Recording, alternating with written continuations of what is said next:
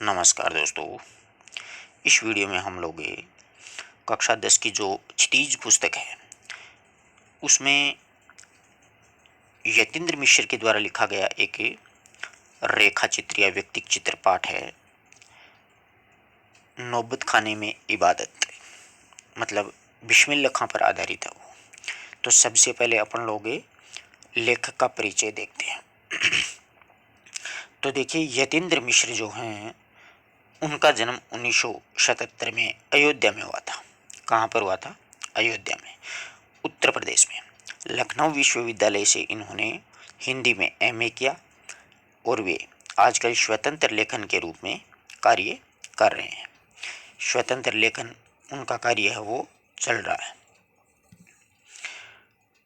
उसी के साथ उन्होंने एक अर्धवार्षिक पत्रिका शहीद, इसका संपादन कार्य भी ये कर रहे हैं। शहीद पत्रिका से भी ये जुड़े हुए हैं। 1999 में साहित्य और कलाओं के संवर्धन और अनुशीलन के लिए सांस्कृतिक न्यास विमला देवी फाउंडेशन का संचालन है वो भी इनके द्वारा किया जा रहा है। इनके प्रसिद्ध काव्य जो संग्रह हैं वो हैं यदा कदा, अयोध्या तथा अन्य कविताएं, ड्योडी का आलाप, ड्योडी पर आलाप, ये 3 काव्य संग्रह प्रकाशित हुए। इसके अलावा गद्य में भी इन्होंने लेखन कार्य किया कि शास्त्रीय गायिका गिरिजा देवी है, उसके जीवन और संगीत की साधना पर उन्होंने एक पुस्तक लिखी थी, गिरिजा। ये गिरिजा देवी पर आधारित है। ठीक है, पूछा जा सकता है, ये प्रश्न अच्छा बनता है द्वितीय श्रेणी की दृष्टि से कि शास्त्रीय गायकी गिरिजा देवी के जीवन और संगीत पर आधारित गिरिजा पुस्तक किस लेखक के द्वारा लिखी गई है? तो यतीन्द्र मिश्र। रीतिकाल के अंतिम प्रतिनिधि कवि द्विजदेव की ग्रंथावली 2000 का सह संपादन भी इनके द्वारा किया गया है। और इनके द्वारा कुंवर नारायण पर केंद्रित 2 पुस्तकों के अलावा स्पीक मैके के जीवन विरासत 2001 के कार्यक्रम के लिए रूपंकर कलाओं की केंद्रित थाती का भी इन्होंने संपादन है वो भी किया है। युवा रचनाकार हैं यतीन्द्र मिश्र। उनको भारत भूषण अग्रवाल कविता सम्मान, हेमंत स्मृति कविता पुरस्कार, ऋतुराज सम्मान आदि अनेक पुरस्कारों से इन्हें नवाजा गया है। इन्होंने कविता, संगीत तथा अन्य ललित कलाओं के साथ साथ समाज और संस्कृति के विविध क्षेत्रों में भी इनकी गहरी रुचि रही है। यानी हर विषय पर इन्होंने लिखा है, समाज पर आधारित जो है। अब देखिएगा, अपन लोग पाठ का परिचय देखते हैं। तो देखिएगा, नौबत खाने में इबादत। ये नौबत खाने में इबादत जो प्रसिद्ध पाठ है वो शहनाई वादक उस्ताद बिस्मिल्लाह खां पर रोचक शैली में लिखा गया एक व्यक्तिक चित्र है, मतलब रेखा चित्र भी इसको अपन बोल सकते हैं। यतीन्द्र मिश्र ने बिस्मिल्लाह खां का परिचय तो दिया ही है, साथ ही साथ बिस्मिल्लाह खां की जो रुचियां हैं, उनके अंतर्मन की जो बुनावट है, यानी बिस्मिल्लाह खां के मन में क्या चल रहा था, बचपन में उनका जीवन कैसा गुजरा वो भी है। संगीत के प्रति उनकी कैसी साधना थी, कैसी लगन थी, उसकी संवेदनशील भाषा में, अपनी संवेदनशील भाषा में इन्होंने पिरोया है। उन्होंने यह भी स्पष्ट किया है कि संगीत एक आराधना है, उसका विधि विधान, इसका शास्त्र और इस शास्त्र से परिचय भी इन्होंने, शास्त्र है उससे परिचय भी इन्होंने करवाया है कि संगीत कैसा शास्त्र है। सिर्फ परिचय नहीं करवाया, उनका अभ्यास जरूरी है और अभ्यास के लिए गुरु शिष्य की एक परंपरा भी जरूरी है, क्योंकि जब तक गुरु नहीं होगा तो शिष्य होगा, वो अभ्यास कैसे करेगा, उसको कैसे पता होगा कि संगीत क्या होता है, इसमें सुर ताल लय ये क्या होती है। और पूर्ण तन्मयता भी जरूरी, यानी अपने आप को सौंपना पड़ता है। संगीत वगैरह जो भी ये जो कलाकार लोग होते हैं ना, वो अपने आप को उस रूप में ढाल देते हैं। समझ रहे हो ना मेरी बात को? ढालना पड़ता है कलाकार को, अपने आप को पूरी तरह समर्पित करना पड़ता है। और जब तक ढालेगा नहीं और सिर्फ एक चरित्र का ही निर्माण करता चला जाएगा तो वो कलाकार कभी सफल नहीं हो सकता है। और धैर्य बहुत जरूरी है। ये कोई जरूरी नहीं कि आप एक बार में ही सफल हो जाओ। किसी कलाकार का आप अभिनय कर रहे हो, उसका रोल कर रहे हो, तो उसमें आपको धीरे धीरे सारी समझ है, सारी बारीकियां हैं, उनका पता चलेगा। मंथन भी बहुत जरूरी है, उसके बारे में सोचना विचारना भी पड़ता है। और लगन और धैर्य बिस्मिल्लाह खां में रहा है, तभी 80 वर्ष की उम्र में भी उनकी साधना चलती है। यानी 80 वर्ष की उम्र तक बिस्मिल्लाह खां हैं वो अपनी साधना में लगे हुए रहे थे। यतीन्द्र मिश्र संगीत की शास्त्रीय परंपरा के गहरे जानकार हैं। इस पाठ में उनकी कई अनुगूंजें जो पाठ में बार बार पढ़ने के लिए आमंत्रित करती हैं। भाषा सहज प्रवाहमयी प्रसंगों के संदर्भ में भरी हुई है। बहुत ही शानदार पाठ है, बहुत ही रोचक शैली में लिखा गया है। अब चलिए अपन पाठ के ऊपर चलते हैं कि क्या लिखा है। नौबत खाने में इबादत। तो सन 1916 से 1922 के आसपास यहाँ से अच्छा प्रश्न बनता है कि यतीन्द्र मिश्र के द्वारा लिखा गया व्यक्तिक चित्र नौबत खाने में इबादत कब से कब तक की घटना को पिरोया गया है। तो 1916 से 1922, ध्यान रखिएगा, अच्छा कथन बनता है। 1916 से 1922 के आसपास में काशी के पंचगंगा घाट पर स्थित एक बालाजी की मंदिर है। उस मंदिर की ड्योढ़ी और ड्योढ़ी का नौबत खाना और नौबत खाने से निकलने वाली मंगल ध्वनियाँ। नौबत खाना वो होता है जहाँ पर संगीत गाया जाता है। अमरुद्दीन अब सिर्फ 6 साल का लड़का था। ये अमरुद्दीन अभी कितना था? 6 साल का लड़का था, ये ध्यान में रखिएगा। अब देखिए, ये अमरुद्दीन है, उसका जन्म डुमराव बिहार में हुआ था और वह 5-6 वर्ष की उम्र में ननिहाल से क्या हो गया, अपने गांव यानी काशी आ गए थे। अमरुद्दीन अभी सिर्फ 6 साल का ही था। उसका बड़ा भाई था शमसुद्दीन, ये दोनों भाई थे, अमरुद्दीन और शमसुद्दीन। ये शमसुद्दीन 9 साल का था, तो इनकी उम्र पूछी जा सकती है द्वितीय श्रेणी में। तो एक अमरुद्दीन है वो 6 साल का है, शमसुद्दीन है वो 9 साल का है। अमीरुद्दीन को पता नहीं था कि राग किस चिड़िया का नाम है। अमीरुद्दीन की इस बात का पता ही नहीं था कि राग क्या होती है। और ये लोग हैं मामूजान वगैरह जो बात बात पर पे भीम पलासी और मुल्तानी कहते रहते हैं। क्या वाजिब मतलब होता है, यानी इन चीज़ों का मतलब क्या होता है, इनको पता नहीं था। ये शब्दों का इस लिहाजे से अभी उम्र नहीं है कि वह इन शब्दों को समझ सके, क्योंकि उम्र के अनुसार कुछ चीज़ें होती हैं वो अपने को समझ में आती हैं। समझ रहे हो ना बात को? बच्चे इन चीज़ों को नहीं समझ पाते। तो अमीरुद्दीन जो है वो जान सके इन भारी शब्दों का वजन कितना होगा। गोया इतना जरूरी है यार, कितना हो सकता है कि अमीरुद्दीन और शमसुद्दीन में मामाद्वय यानी दो मामा शादिक हुसैन तथा अली बख्श देश के जाने माने शहनाई वादक थे। ये जो बिस्मिल्लाह खां हैं वो भी शहनाई वादक बनते हैं, परंतु इनके 2 मामा थे। वो दोनों मामा कौन कौन थे? सादिक हुसैन और अली बख्श। विभिन्न रियासतों के दरबारों में बजाने जाते थे, यानी रियासत रजवाड़ों में वो जाया करते थे। रोज नामचे में बालाजी का मंदिर सबसे ऊपर आता है। एक्चुअल में क्या था कि वो बालाजी के मंदिर में भी शहनाई बजाया करते थे। हर दिन की शुरुआत वहीं ड्योढ़ी से होती थी। ड्योढ़ी का मतलब जानते हो ना आप? दहलीज होती है ना, उसको बोलते हैं। मंदिर के विग्रहों को पता नहीं कितनी समझ है, जो रोज बदल बदल करके मुल्तानी, कल्याणी, ललित और कभी भैरवी रागों को सुनाते हैं। ये सारी रागें हैं, ध्यान रखना। मुल्तानी, कल्याणी, ललित और भैरवी, ये सारी राग हैं। पूछा जा सकता है परीक्षा में ये किस चीज का नाम है, कई बार ऐसे प्रश्न उठाती है आरपीएससी। तो ये राग है, ठीक है। ये खानदानी पेशा है उनका, यानी पुरखे उनके शहनाई बजाते आ रहे हैं। अली बख्श के घर का उनके अब्बाजान भी यहीं डोडी पर शहनाई बजाया करते थे। अब्बाजान मतलब पिताजी है। अमीरुद्दीन का जन्म है वो डुमराव गांव बिहार के एक संगीत प्रेमी परिवार में हुआ था। 5-6 वर्ष तक वह डुमराव में बिता करके नाना के घर से यानी मतलब काशी आ गया, ठीक है। अमीरुद्दीन डुमराव का इतिहास में कोई स्थान नहीं बनता है, यानी डुमराव का इतिहास में कोई स्थान नहीं बनता हो ऐसा नहीं लगा, कभी नहीं। पर यह जरूरी है, पर यह जरूर है कि शहनाई और डुमराव का एक दूसरे उपयोगी, यानी शहनाई और डुमराव जो हैं वो एक दूसरे के साथ जुड़े हुए हैं। वो क्यों? क्योंकि शहनाई बजाने के लिए रीढ़ का प्रयोग होता है। यहाँ पर पूछा जा सकता है कि शहनाई किसकी बनती है, तो शहनाई रीढ़ से बनती है, तो उसके बजाने के लिए रीढ़ का प्रयोग होता है। और रीढ़ अंदर से क्या होती है? पोली। पोली का मतलब समझते हो ना? जैसे देखिए गया ये है, ये बीच से मतलब थोतिया रो, साधारण भाषा में यही बात होता है। पोली का मतलब थोता होता है बीच से, तभी तो हवा जाएगी और उसमें जो छिद्र बना दिए जाते हैं उनसे सुशील ध्वनियाँ, प्यारी प्यारी ध्वनियाँ निकलती हैं।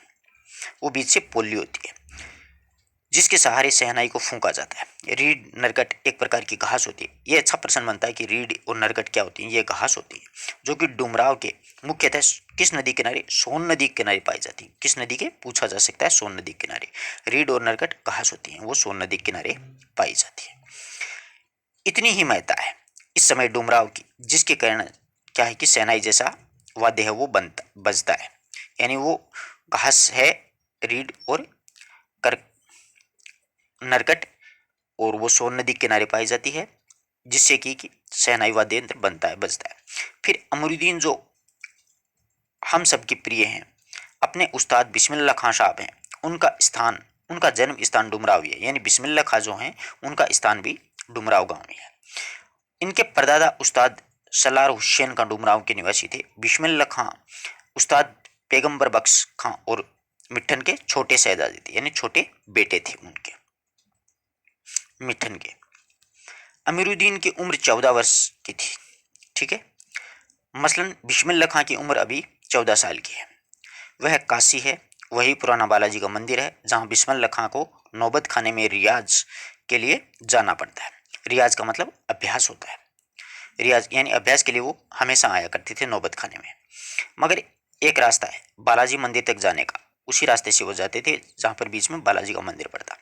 रास्ता जो है उसमें रसूलन बाई और बतुलन बाई के यहाँ से होकर के जाता था। रसूलन बाई और बतुलन बाई ये भी दोनों संगीतकारी हैं। इस रास्ते में अमरुद्दीन को जाना अच्छा लगता है। इस रास्ते में न जाने कितनी तरह के बोल बनाओ, और कभी ठुमरी, कभी क्या होता है कि ठुमरी होती है, कभी ठप्पे होते हैं, कभी दरारा होता है, कभी मारफट ड्योडी तक पहुंचते रहते हैं।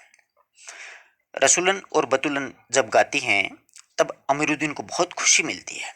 अपने ढेरों साक्षात्कारों में बिस्मिल्लाह खां साहब ने स्वीकार किया है कि उन्हें अपने जीवन के आरंभिक दिनों में संगीत के प्रति जो आसक्ति, यानी जो जुड़ाव, आसक्ति का मतलब जो जुड़ाव हुआ था, इन्हीं गायकी बहनों के सुनकर के मिला था। इन्हीं ये दोनों बहुत मीठा गाया करती थी, बहुत प्यारा गाया करती थी, उनका दिल छू लिया करती थी, बहुत अच्छा गाती थी। एक प्रकार से उनकी अबोध, अबोध का मतलब होता है यानी समझ नहीं होती है ना, अबोध बालक, उसकी अबोध उम्र के अनुभव की स्लेट पर संगीत प्रेरणा की वर्णमाला रसूलन बाई और बतुलन बाई ने ही उकीरी थी, यानी बचपन में ही उनको संगीत के बीज हैं वो दोनों बहनों ने बो दिए थे।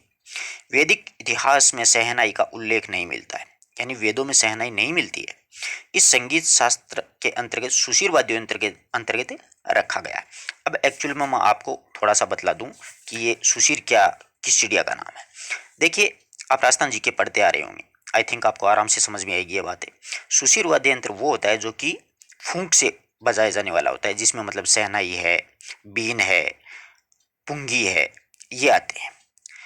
दूसरा होता है तत्वाद यंत्र जो तार से बजाए जाते हैं, जैसे वीणा है, सितार है, सारंगी है, सरोद है। एक होता है घनवाद्य यंत्र मतलब धातु, यानी दोनों ओर से आघात किया जाता है, जैसे मजीरे होते हैं, झांझ होती हैं, घुंघरू होते हैं ये। और एक होता है अवनद्ध मतलब चमड़े से ऊपर मढ़ा हुआ, जैसे मतलब तबला होता है, ढोलक होता है, मृदंग होता है। तो इस प्रकार से ये सहनाई ये किस प्रकार का वाद्य यंत्र है, सुशीर वाद्य यंत्र है।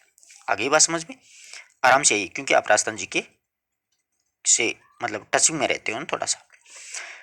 अरब देश में फूंक कर बजाया जाने वाला वाद्य यंत्र जिसे नाड़ी या नरकट या रीड होती है, यानी अरबों में इसे फूंक से बजाए जाने वाले वाद्य यंत्र को नरकट या रीड कहते हैं, को नए बोलते हैं। यानी ये नरकट या रीड होती है ना, उसको अरब देशों में क्या बोला जाता है, नए बोला जाता है। वहां पर इनको क्या नाम दिया गया है, नए। ये भी एक मतलब एक तरह से सुशीर वाद्य यंत्र है। शहनाई जो होती है ना, उसको साहने अर्थात सुशीर वाद्य यंत्रों का बादशाह यानी सहाय की उपाधि दी गई है। सहाय की उपाधि मतलब बहुत ही अच्छा वाद्य यंत्र माना गया है। यहाँ पर अच्छा प्रश्न बनता है कि किस वाद्य यंत्र को सहाय की उपाधि दी गई है, तो शहनाई को दी गई है, ठीक है। 16वीं शताब्दी के उत्तरार्ध में तानसेन के द्वारा रची गई एक बंदिश जो संगीत राग कल्पद्रुम से प्राप्त होती है, उसमें शहनाई, मुरली, वंशी, श्रृंगी, मूर्छंग आदि का वर्णन किया गया। मूर्छंग भी एक तरह का क्या होता है, वाद्य यंत्र ही होता है, ध्यान रखना इस बात का। मूर्छंग भी क्या होता है, एक प्रकार का वाद्य यंत्र होता है। श्रृंगी भी वाद्य यंत्र होता है, मतलब सींग का बना हुआ वाद्य यंत्र होता है। अवधि पारंपरिक लोकगीतों, अवधि भाषा के पारंपरिक लोकगीतों चेती में, चेती मतलब चैत्र के महीने में गाए जाने वाले शहनाई का उल्लेख बार बार मिलता है। मंगल का परिवेश प्रतिष्ठित करने वाले यह वाद्य यंत्र इन जगहों पर मांगलिक विधि विधानों के अवसर पर ही उपयुक्त हुआ है। दक्षिणी भारत में मंगल वाद्य यंत्र नागस्वरम है। दक्षिणी भारत का जो मांगलिक कार्यों के लिए बजाया जाने वाला वाद्य यंत्र उसको क्या कहा गया है, नागेश्वरम। यहाँ पर अच्छा प्रश्न बनता है, अंडरलाइन कीजिएगा। इसी तरह शहनाई है वो प्रभाती की मंगल ध्वनि का संपूरक है, यानी प्रभाती मतलब सवेरे सवेरे मंगल ध्वनियां निकालने के लिए शहनाई बजाई जाती है, इसका संपूरक है ये। शहनाई के इसी मंगल ध्वनि के नायक बिस्मिल्लाह खां साहब 80 वर्ष के 80 वर्ष से वो क्या है, सुर मांग रहे हैं। 80 वर्ष तक वो लगातार बजा रहे हैं। सच्चे सुर की निमित्त है। और 80 वर्ष की पांचों वक्त वाली नमाज इसी सुर को पाने की प्रार्थना में खर्च होती है। यानी पांचों वक्त जो नमाज होती है वो इसी सुर से वो पूरी करते हैं। लाखों सजदे हैं इसी एक सच्चे सुर की इबादत में। खुदा, इबादत जानते हो कि क्या होता है? इबादत होती है उपासना। खुदा के आगे वो झुकते हैं। वो नमाज के बाद में सजदे से गिड़गिड़ाते हैं। नमाज के बाद में वो क्या करते हैं? सजदा यानी माथा टेकते हैं। मेरे मालिक एक सुर बख्श दे, कि हे मेरे मालिक मुझे एक सुर बख्श दे। सुर में वह तासीर पैदा कर दे कि आंखों से सच्चे मोती की तरह अनगढ़ आंसू निकल आए। वाह वाह। तासीर, तासीर का मतलब होता है गुण या प्रभाव या असर। यानी मैं जब शहनाई बजाऊं तो इस प्रकार से दूसरे जो लोग सुन रहे हैं उनके दिलों पे एक छाप छोड़ जाए, एक प्रभाव छोड़ जाए, और अगले खुशी से रो पड़े। यानी दिल को छू जाए मेरी बांसुरी, मेरी शहनाई।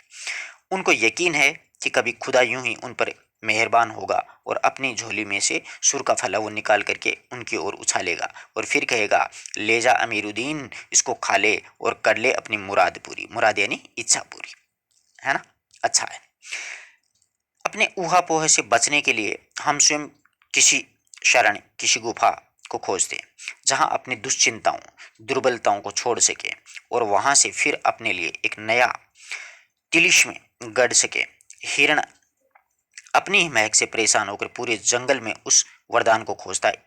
हिरण होता है ना, उसके नाभि में कस्तूरी होती है और उसकी उसको खुशबू आती है। वो दूर दूर तक दौड़ता है, दूर दूर तक दौड़ता है, परंतु वो खुशबू दूर नहीं जाती क्योंकि वो उसके पेट में है, उसको पता नहीं है। ये बात कहने चाह रहे हैं। वो उसको खोजने निकलता है जिसकी गमक उसी में समाई हुई है। यानी उसकी गमक यानी खुशबू उसी में, उस हिरण के पेट में ही है। 80 वर्ष से बिस्मिल्लाह खां यही सोचते आए हैं कि सातों सुरों को बरतने की तमीज उन्हें सलीके से अभी तक क्यों नहीं आई है। बस हिरन वाली सी उनमें हो रही है, जबकि बिस्मिल्लाह खां बहुत ही शानदार शहनाई वादक रहे हैं। बिस्मिल्लाह खां और शहनाई के साथ में एक मुस्लिम पर्व का नाम जुड़ा हुआ है। कौन सा है वो? मुहर्रम। अच्छा प्रश्न बनता है कि बिस्मिल्लाह खां और शहनाई के साथ में किस मुस्लिम पर्व का नाम जुड़ा है? तो मुहर्रम का। मुहर्रम का महीना वह होता है जिसमें शिया जो मुसलमान होते हैं, शिया और सुन्नी दो होते हैं इनमें। तो शिया जो मुसलमान होते हैं वो हजरत इमाम हुसैन एवं उनके कुछ वंशजों के प्रति अजादारी वो करते रहते हैं। अजादारी का मतलब मातम मनाना, दुख मनाना। यानी उन वो एक दुख भरा त्योहार होता है, शोक मनाना। आगे लिखा ना, शोक मनाते हैं। पूरे 10 दिनों का शोक होता है, वे वो बनाते हैं 10 दिनों का शोक, कि उनके खानदान का कोई भी व्यक्ति मुहर्रम के दिनों में न तो कोई शहनाई बजाता है, ना ही किसी संगीत के कार्यक्रम में शिरकत होता है, मतलब शामिल होता है। 8वीं तारीख उनके लिए खास महत्व रखती है। 8वीं तारीख को क्या करते हैं वो? इस दिन बिस्मिल्लाह खां साहब खड़े होकर के शहनाई बजाते हैं। वह दाल मंडी के फातमान के करीब 8 किलोमीटर की दूरी तक पैदल रोते हुए और नौहा बजाते हुए। और इस दिन कोई राग नहीं बजाता है। राग रागनियों की अदायगी पर निषेध है इस दिन, यानी राग रागनी नहीं बजाए जाते हैं। उनकी आंखें इमाम हुसैन और उनके परिवार के लोगों की शहादत में नम रहती हैं। अजादारी मतलब मातम करना। हजारों आंखें नम रहती हैं और 1000 वर्ष की परंपरा पुनर्जीवित है। मुहर्रम संपन्न होता है। एक बड़े कलाकार का सहज मानवीय रूप ऐसे अवसर पर आसानी से दिख सकता है। आराम से आप उसको वहां पर देख सकते हो, समझ सकते हो कि किस प्रकार से है। ये है देखो बिस्मिल्लाह खां। मुहर्रम पर क्या होता है कि गमजदा मोहल्ले से अलग कभी कभी सुकून के क्षणों में वे अपनी जवानी के दिनों को याद करते हैं। और वे अपने रियाज को कम, उन दिनों वे अपने जुनून को ज़्यादा याद करते हैं, अधिक याद करते हैं। अपने रियाज यानी अभ्यास को कम करते हैं। जुनून, जुनून होता है ना आदमी के, उसको वो ज़्यादा याद करते हैं। अपने अब्बाजान और उस्ताद को कम और पक्का महाल और कुलसुम हलवाइन की कचौड़ी वाली दुकान व गीतावली और सुलोचना को वो ज़्यादा याद करते हैं। इन कचौड़ियों को, सुलोचना को, गीताबाली को। ये सुलोचना और गीताबाली एक्चुअल में क्या है कि हीरोइनों के नाम है। कैसे सुलोचना उनकी पसंदीदा हीरोइन रही थी। बड़ी रहस्यमय मुस्कुराहट के साथ में गालों की चमक आ जाती है। खान साहब की अनुभवी आंखें और जल्दी ही खिस से हंस देने की ईश्वरीय कृपा आज भी बदसूर कायम है, बदस्तूर उसमें कायम है। बदस्तूर मतलब, बदस्तूर बोलते हैं कायदे या तरीके को। इसी बाल सुलभ हंसी में कई यादें बंद हैं। वे जब इनका जिक्र करते हैं, यानी अपनी पुरानी यादों का जिक्र करते हैं, तब फिर उसी नैसर्गिक आनंद से आंखें चमक उठती हैं। अमीरुद्दीन तब सिर्फ 4 साल का रहा होगा और छुपकर नाना को शहनाई बजाते सुनता था। यानी ये खुद बचपन से ऐसे सुनते थे कि नाना कैसे शहनाई बजाते। रियाज के बाद में जब अपनी जगह से उठ करके चले जाए नाना, तब जाकर के ढेरों छोटी बड़ी शहनाइयों की भीड़ में अपने नाना वाली शहनाई ढूंढता है अमीरुद्दीन, और एक एक शहनाई को फेंक करके खारिज करता जाता है और सोचता, ऐसे लगता है कि जो नाना मीठी वाली जो बांसुरी बजाते हैं, वो शहनाई बजाते हैं, दादा कहीं और रखते हैं। जब मामू अलीबख्श खां जो उस्ताद भी थे, उन्होंने शहनाई बजाते हुए शम पर आए तथा धड़ से एक पत्थर जमीन पर मारता था, उस समय आने की तमीज उन्हें बचपन में ही आ गई थी। मगर बच्चे को यह नहीं मालूम था कि दाद वाह करके या फिर सिर हिला करके दिया जाता है। यानी दाद कैसे दिया जाता है, जैसे वाह वाह, बहुत अच्छा, जैसे लोग शेर व शायरी करते हैं तो बोलते हैं ना वाह वाह, उसी प्रकार। परंतु ये जो अमीरुद्दीन है, उसने पत्थर पटक कर दाद देता था कि पत्थर पत्थर पटक कर दाद नहीं दी जाती है, सिर हिला करके या फिर वाह वाह करके दाद दी जाती है। बचपन के समय फिल्मों का बुखार के बारे में तो पूछना ही क्या है। यानी बचपन के दिनों में इनको फिल्मों का बहुत शौक था बिस्मिल्लाह खां को। उस समय 3rd क्लास के लिए 6 पैसे का टिकट लगता था। अमीरुद्दीन 2 पैसे मामू से लेता, 2 मौसी से लेता और 2 नानी से ले लेता, हो गए 6, और घंटों लाइन में लग करके टिकट हासिल है वो कर ही लेता। उधर सुलोचना, ये हीरोइन है, बहुत सुपरहिट हीरोइन थी उस समय की। सुलोचना की नई फिल्म सिनेमा हॉल में आई कि उधर अमीरुद्दीन अपनी कमाई का पैसा लेकर के चला फिल्म देखने, जो बालाजी मंदिर पर रोज शहनाई बजाने से उसे मिलती थी एक अठन्नी मेहनताना। शहनाई बजाते थे तो एक अठन्नी मिलती थी उनको मेहनताने के रूप में, और उस पर यह शौक जबरदस्त कि सुलोचना की कोई नई फिल्म न छूटे, और कुलसुम की देसी घी वाली दुकान की जो कचौड़ियाँ हैं, वो संगीत में कचौड़ी, ये कुलसुम की कचौड़ी भी खाते थे और फिल्म भी देखते थे। संगीत में कचौड़ी इस तरह, क्योंकि कुलसुम जब कलकत्ते के घी में कचौड़ियाँ डालती थी, उस समय छन से उठने वाली जो आवाज है, उन्हें सारे आरोह अवरोह दिख जाते थे। राम जाने कितनों ने ऐसी कचौड़ियाँ खाई होंगी, मगर इतना तय है कि अपने खान साहब रियाजी स्वाद दोनों रहे हैं, और इस बात में कोई शक नहीं है कि दादा की मीठी शहनाई उन्हें हाथ लग चुकी है। काशी में संगीत आयोजन की एक प्राचीन व अद्भुत परंपरा है। यह आयोजन पिछले कई वर्षों से संकट मोचन मंदिर में होता आया है। यह मंदिर शहर के दक्षिण में लंका पर स्थित है। वह हनुमान जयंती के अवसर पर यहाँ 5 दिनों तक शास्त्रीय एवं उपशास्त्रीय गायन वादन की उत्कृष्ट सभा होती। इसमें बिस्मिल्लाह खां अवश्य रहते। अपने मजहब के प्रति अत्यधिक समर्पित उस्ताद बिस्मिल्लाह खां की श्रद्धा काशी विश्वनाथ के प्रति अपार थी। वे जब भी काशी में से बाहर रहते, तब विश्वनाथ बालाजी मंदिर की दिशा की ओर मुंह करके बैठते। थोड़ी देर ही सही, मगर उसी ओर शहनाई का प्याला घुमा दिया जाता और भीतर की आस्था रीढ़ के माध्यम से बजती। खान साहब जो हैं, उनकी एक रीढ़ में 15-20 मिनट के अंदर गीली हो जाती, तब वह दूसरी रीढ़ का इस्तेमाल कर लिया करते थे, यानी बजाते थे तो उसमें वो रीढ़ गीली हो जाया करती थी। बालाजी विश्वनाथ के मंदिर पर, यहाँ पर छोटे छोटे प्रश्न अच्छे बनते हैं, कहाँ पर वो बजाते थे कि उस्ताद बिस्मिल्लाह खां की श्रद्धा काशी विश्वनाथ के प्रति अपार थी, यानी काशी विश्वनाथ का मंदिर था काशी में, वहाँ पर बैठ के, और सभी विश्वनाथ और बालाजी मंदिर की दिशा की ओर मुँह करके बैठते थे। वो उस साइड में मुँह करके बजाते। अक्सर वो कहते रहते, क्या करें मियाँ, एक काशी छोड़कर कहाँ जाएं, गंगा मैया यहाँ है, बाबा विश्वनाथ यहाँ है, बालाजी का मंदिर यहाँ है, और हमारे खानदान की कई पुश्तों ने शहनाई यहीं पर तो बजाई है। हमारे नाना तो यहीं बालाजी के मंदिर पर बड़े प्रतिष्ठित शहनाई वादक रह चुके हैं। तो यहाँ पर अच्छा प्रश्न बनता है कि काशी में क्या क्या नहीं है। काशी में सब कुछ है, देखना कि गंगा मैया काशी में है, बाबा विश्वनाथ हैं, बालाजी का मंदिर है, और यहाँ पर बालाजी के मंदिर में उनके नाना अच्छे शहनाई वादक रहे हैं। अब हम क्या करें, मरते दम तक इस शहनाई छूटेगी न काशी में। जिस जमीन में हमें तालीम दी है, तालीम का मतलब होता है शिक्षा, जहाँ से हमने अदब यानी कायदा सीखा है, वो कहाँ और मिलेगा। शहनाई और काशी से बढ़कर कोई जन्नत नहीं है इस धरती पर। तो यहाँ पर जन्नत किसको बताया है, काशी को बताया, ध्यान रखना इस बात को। अच्छा प्रश्न बनता है, अच्छा कथन है। काशी संस्कृति की पाठशाला है। संस्कृति की पाठशाला किसे कहा है? काशी को। शास्त्रों में आनंद कानन के नाम से प्रतिष्ठित है। यह अच्छा प्रश्न बनता है कि काशी को शास्त्रों में क्या कहा गया है? आनंद कानन यानी आनंद का वन। काशी में कलाधर हनुमान और नृत्य विश्वनाथ हैं। काशी में बिस्मिल्लाह खां हैं। काशी में हजारों सालों का इतिहास है।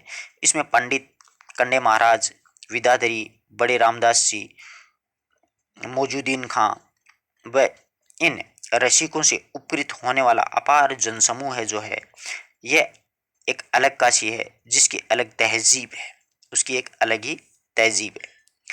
अपनी बोली में शिष्टाचार है, मतलब अपने विशिष्ट लोग हैं और इनके अपने उत्सव, अपना गम, अपना शहराबाना और अपना नौ है। ये सब कुछ अलग अलग है। आप यहाँ संगीत को भक्ति को किसी भी धर्म के कलाकार से और कजरी चेती से विश्वनाथ को, विशालाक्षी से बिस्मिल्लाह खां को गंगा द्वार से अलग करके नहीं देख सकते। अब देखो, ये चेती है, ठुमरी है, ठप्पा है, दादरा है, ये एक्चुअल में क्या राग होती हैं। समझ रहे हो ना बात को? ये एक्चुअल में क्या होती हैं? राग होती हैं। कजरी, चेती है। अक्सर समारोह होता है कोई या उत्सव में दुनिया कहती है बिस्मिल्लाह खां है। बिस्मिल्लाह खां का मतलब बिस्मिल्लाह खां की शहनाई। शहनाई का तात्पर्य बिस्मिल्लाह खां का हाथ। हाथ से आशय है इतना भर की बिस्मिल्लाह खां की फूंक और शहनाई की जादुई आवाज का असर हमारे सिर चढ़कर बोलने लगता है। शहनाई का सरगम बरा है।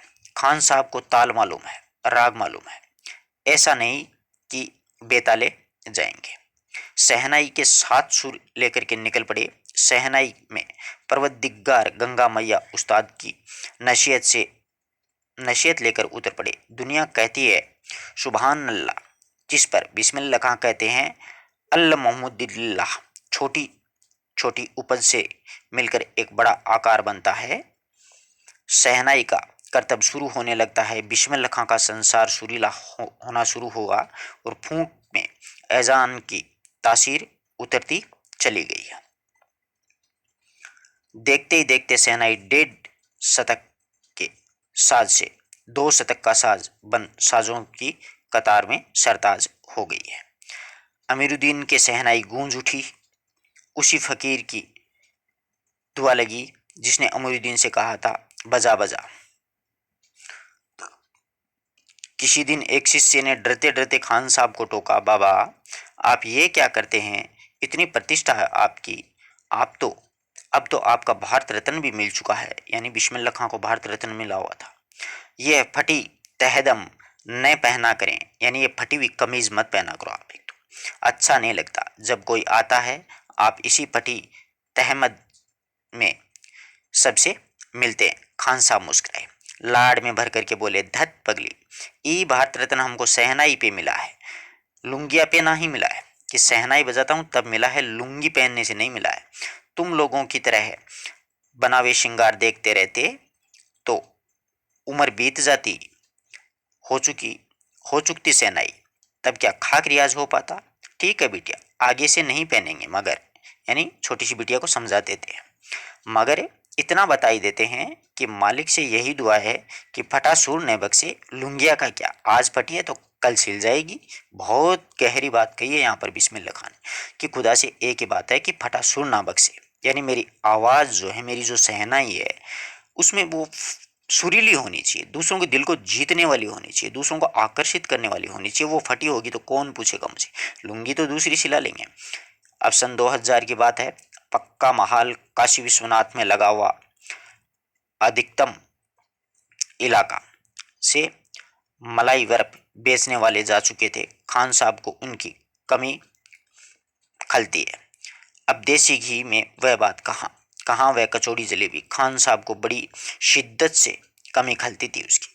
अब संगीतियों के लिए नायकों के मन में कोई आदर नहीं रहा। खान साहब अफसोस जताते हैं। अब घंटों रियाज यानी अभ्यास को कौन पूछता है? हैरान है बिस्मिल्लाह खां। कहाँ है वो कजली चेती अदब का जमाना? कहाँ चलेगी वो कजली चेती अदब शिष्टाचार वाला? सचमुच हैरान करती है। काशी का पक्का महाल से जैसे मलाई बर्फ गया संगीत साहित्य और अदब की बहुत सारी परंपराएं लुप्त हो चुकी हैं। एक सच्चे सुर साधक और सामाजिक की भांति बिस्मिल्लाह खान साहब को इन सब की कमी खलती है, यानी उनको अच्छा नहीं लगता है। काशी में जिस तरह बाबा विश्वनाथ और बिस्मिल्लाह खां एक दूसरे के पूरक रहे हैं, यहाँ पर पूछा जा सकता है कि एक दूसरे के पूरक किसे बताया, तो बिस्मिल्लाह खां और विश्वनाथ को। उसी तरह मुहर्रम, ताजिया और होली, अबीर, गुलाल की गंगा जमुनी संस्कृति भी एक दूसरे की पूरक ही रहती है। अभी जल्दी ही बहुत कुछ इतिहास बन चुका है, अभी आगे बहुत कुछ इतिहास बन जाएगा। फिर भी कुछ बचा है जो सिर्फ काशी में है। काशी आज भी संगीत के स्वर में जगती है और उसी की थापों पर सोती है, यानी संगीत आज भी जिंदा है काशी में। काशी में मरण भी मंगलमान माना गया, यानी काशी में मरना एक बहुत बड़ी बात है। काशी आनंद का आनंद है। सबसे बड़ी बात तो यह है कि काशी के पास उस्ताद बिस्मिल्लाह खां जैसा लय और सुर की तमीज सिखाने वाला नायाब हीरा रहा है, जो हमेशा से दो कौमों को एक होने व आपस में भाईचारे के साथ रहने की वो प्रेरणा देता है। बहुत बड़ी बात है ये काशी की। भारत रत्न से लेकर के देश के ढेरों विश्वविद्यालयों की मानद उपाधियों से अलंकृत हुए संगीत नाटक अकादमी पुरस्कार, पद्म विभूषण पुरस्कार जैसे सम्मान ही नहीं, बल्कि अपनी अजय संगीत यात्रा के लिए बिस्मिल्लाह खां साहब भविष्य में हमेशा संगीत के एक नायक बने रहेंगे। 90 वर्ष की भरी पूरी आयु में 21 अगस्त 2006 को इनका क्या हो गया था, देहांत हो गया। संगीत रसिकों के हृदय सभा से विदा हुए खान साहब की सबसे बड़ी देन हमें यही रही कि पूरे 80 बरस उन्होंने संगीत की संपूर्णता पर एकाधिकार से सीखने की जिजीविसा होती है, मतलब जानने की इच्छा, जिजीविसा को अपने भीतर उन्होंने जिंदा रखा, यानी वो उम्र के अंतिम पड़ाव तक वो कुछ ना कुछ सीखते रहे थे। तो आशा करता हूँ छोटा सा अध्याय आपको आराम से समझ में आया होगा। कोई डाउट है तो आप लोग पूछ सकते हैं। इसमें से कुछ महत्वपूर्ण बातें और बतला देता हूँ मैं आपको, एक बार थोड़ा सा रिवीजन हो जाएगा। शहनाई बजाने के लिए किसका प्रयोग होता है, पूछा जा सकता है, रीड का। आप अंडरलाइन करते जाना उन चीज़ों को सभी को। नौबत खाने में इबादत पाठ जो है वो व्यक्तिक चित्र या रेखा चित्र है। इनका जन्म डुमराव बिहार में 5-6 वर्ष की उम्र के बाद में ये काशी आ जाते हैं। इनकी पसंदीदा जो हीरोइन है वो कौन है, सुलोचना है। उनकी वो फिल्म देखते रहते हैं और उनकी फिल्मों के लिए उनको 6 पैसे किस किस से लेने पड़ते हैं, देखो, 2 पैसे मामू से, 2 मौसी से, 2 नानी से, और घंटों लाइन में लग करके टिकट खरीद लेते हैं और फिर टिकट वो फिल्म देखते हैं। फिर कुलसुम की वो देसी घी की कचौड़ियाँ भी खाते हैं। बिस्मिल्लाह खां अमरुद्दीन उस्ताद पैगंबर बख्श खां तथा मिट्ठन के छोटे शहजादे भी रहे हैं। 21 अगस्त 2006 को बिस्मिल्लाह खां का क्या हो जाता है, देहांत है वो हो जाता है।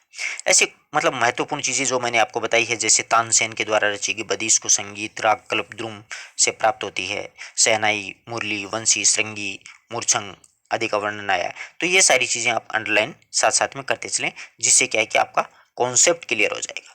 इनमें कई बार राग भी आए हैं चैप्टर में, जैसे अपने पाठ में पढ़ा चेती, ठुमरी, ये राग होती हैं। जैसे ठुमरी होती है बाजूबंद खुल खुल जाए रे, हे बाजूबंद खुल खुल जाए, ये होती है ठुमरी।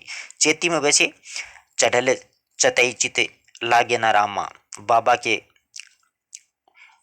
भवनवा, वीर भवनवा सुगन विचारे, कब होई पिया को मिलन हो रामा, चढ़त चलई के चित लागे ना रामा। इस प्रकार से इसमें ऐसे टप्पा भी होता है, दादरा भी होता है। ये सारी एक्चुअल में क्या होती हैं, राग होती हैं। तो धन्यवाद दोस्तों।